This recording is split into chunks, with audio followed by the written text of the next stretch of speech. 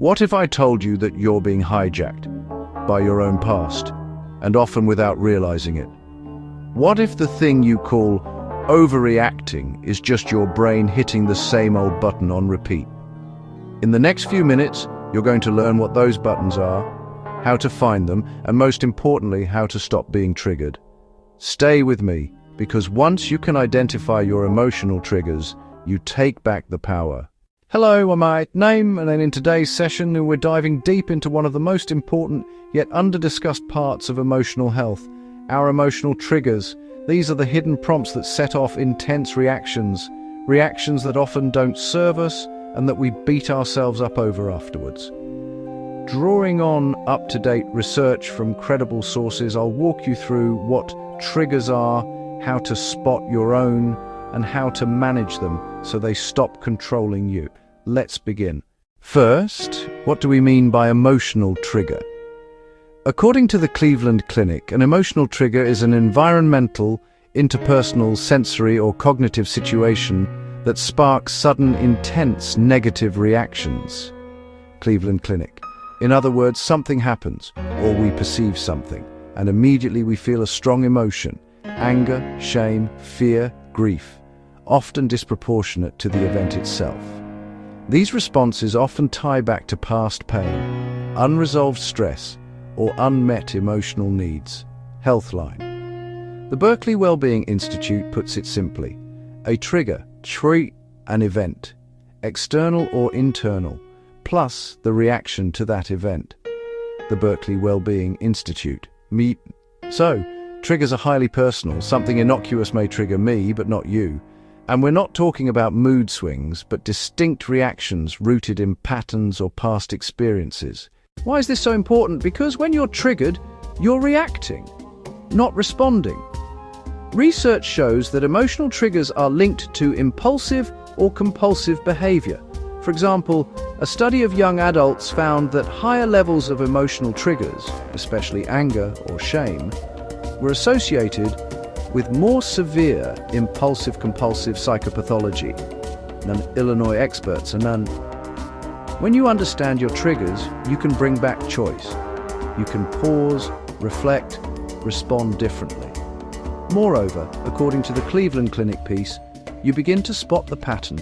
You begin to find the link between trigger, body reaction, story from the past. Cleveland Clinic. This means far less time spent in shame, regret, or confusion, and far more of your energy freed for conscious growth. Okay, how do you actually find them? Here are 3 powerful steps. 1. Notice the feeling and label it. The Cleveland Clinic recommends naming your emotion. Are you angry, anxious, hurt, abandoned, frustrated? That act of naming gives you distance. 2. Scan your body. Where do you feel the reaction? Pit in the stomach, tension in shoulders, heavy chest. These physical clues help you notice when your trigger has been pulled. 3. Ask, is this familiar? Ask yourself, have I felt this same way before in a different situation? What story in my past is this reminding me of?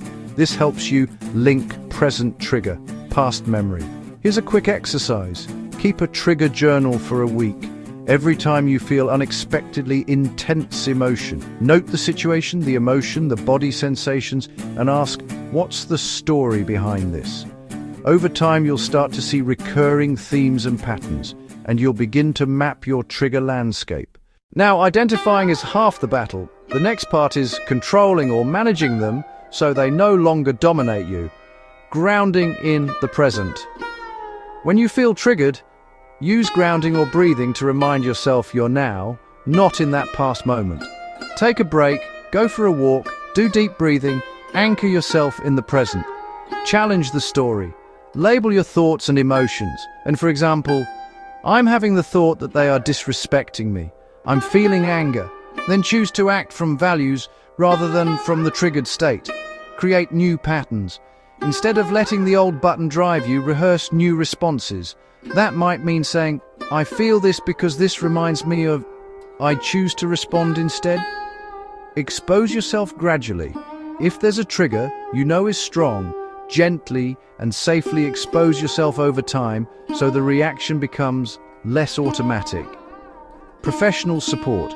If your triggers are rooted in trauma or are producing overwhelming reactions, working with a therapist trained in emotion regulation or trauma work can be deeply beneficial. Ultimately, you're rewiring the response, not suppressing the emotion.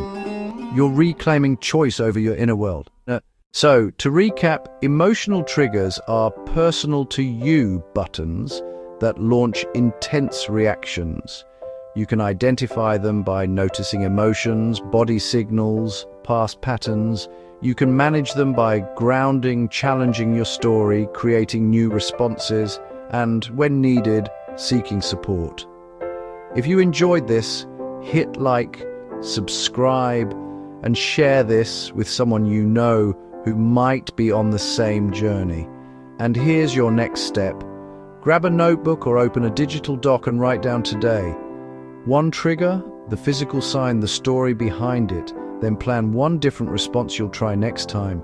You don't have to be powerless. You can choose. Thanks for watching, and I'll see you in the next one. Imagine this. A single word from a colleague sends you spiraling into rage you can't explain. Or a familiar song floods you with tears, halting your day. What if I told you these aren't random? They're your emotional triggers, silently pulling your strings. Today, we'll uncover how to spot and master them so you reclaim your peace. Stick with me. Your calmer self awaits.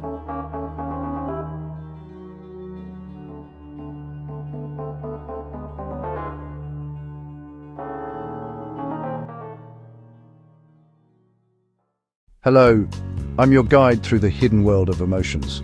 In this video, we'll explore emotional triggers, those invisible forces that hijack our reactions, backed by research from leading universities and health experts.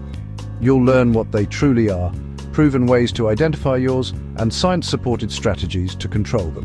Whether you're navigating stress, anxiety, or past wounds, this is your roadmap to emotional mastery. Let's begin.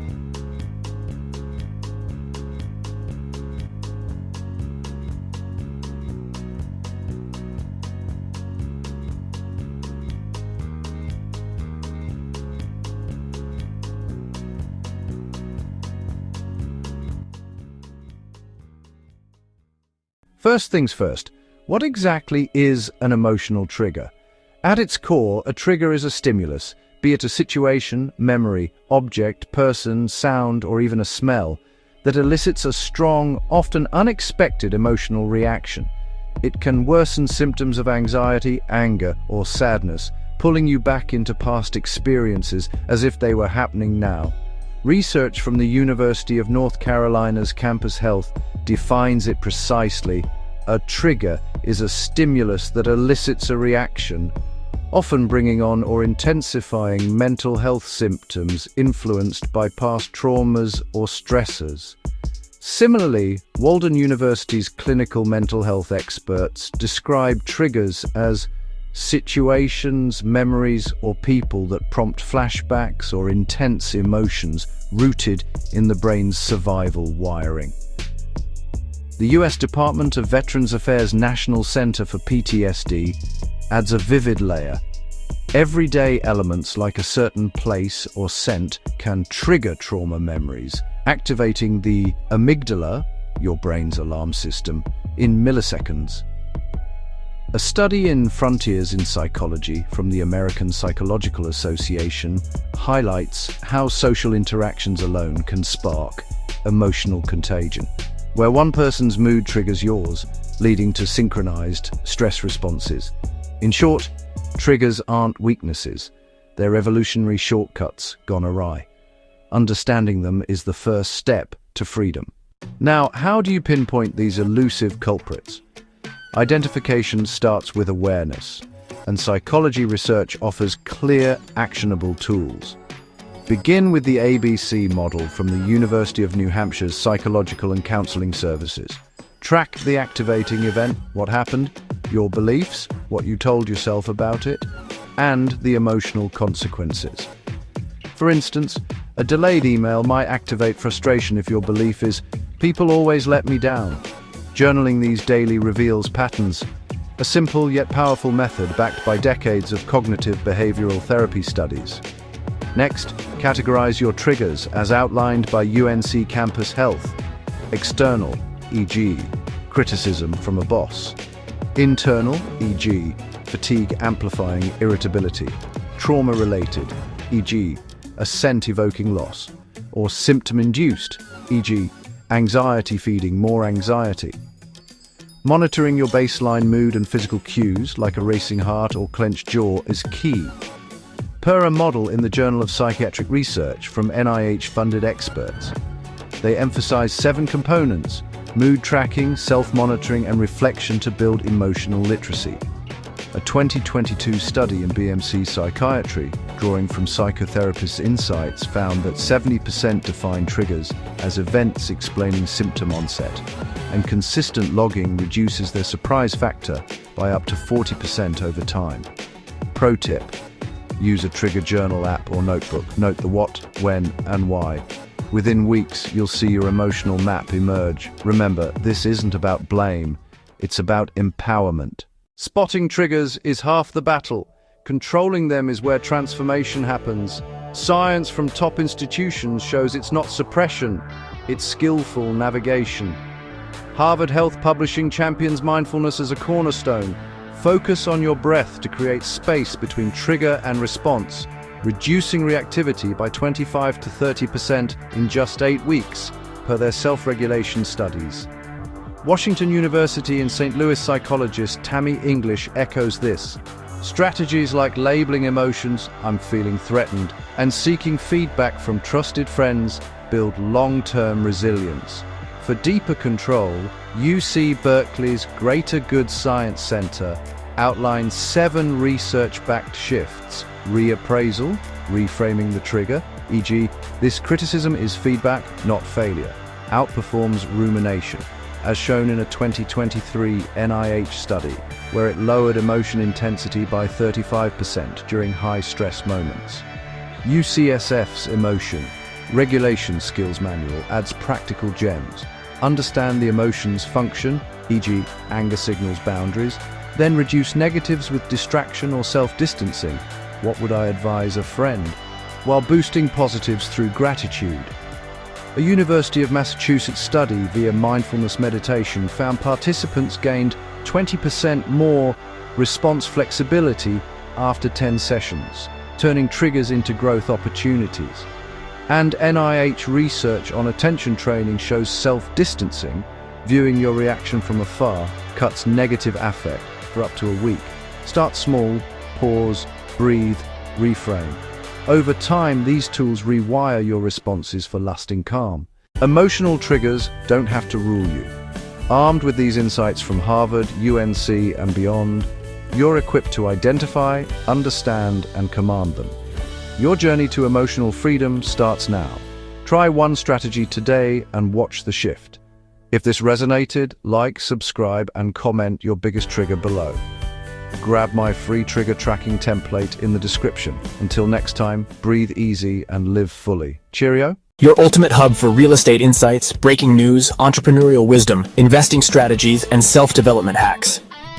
If you're ready to expand your mind and stay ahead of the game floor, you're in the right place.